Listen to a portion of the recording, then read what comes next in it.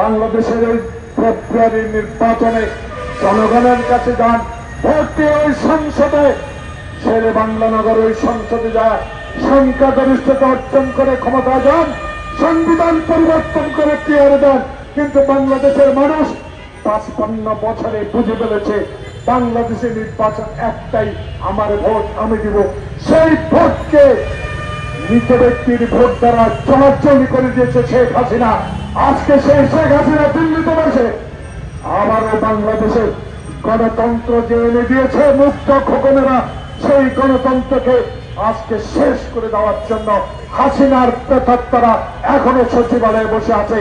তাই আজকে গণতন্ত্র ফোরামের দাবি হবে, আপনাদের মাধ্যমে আমরা জানিয়ে দিতে চাই 2026 সালের ঘোষিত ফেব্রুয়ারি নির্বাচনে যারা 2014 সালে কুকুরের উপস্থিতিতে এমপি হয়েছে, যারা 2011 সালে আজকে দিনের ভোট রাতে করে এমপি হয়েছে, যারা 2024 সালে বাংলাদেশে দিনের ভোট রাতে করেছে, সেই প্রেতাত্মারা এখনো আছে।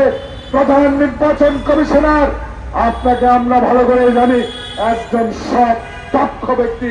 আপনার কাছে অনুরোধ থাকবে, গণতন্ত্র ফোরাম যারা 2026 সালে নির্বাচন করবেন, ওই নির্বাচনে যেন একটি আওয়ামী প্রেতাত্মা যারা 14, 18, 24-এর সাথে সম্পৃক্ত ছিল, তারা যেন কখনো এই নির্বাচনে অংশগ্রহণ করতে না পারে, দায়িত্ব পালন না করতে পারে, সেই দিকে সজাগ দৃষ্টিতে এইটুকু বলতে চাই। আসুন, জনতার ঐক্য। তারেক রহমান বলেছে বিএনপি জীবনভর লড়াই করেছে গণতন্ত্রের জন্য।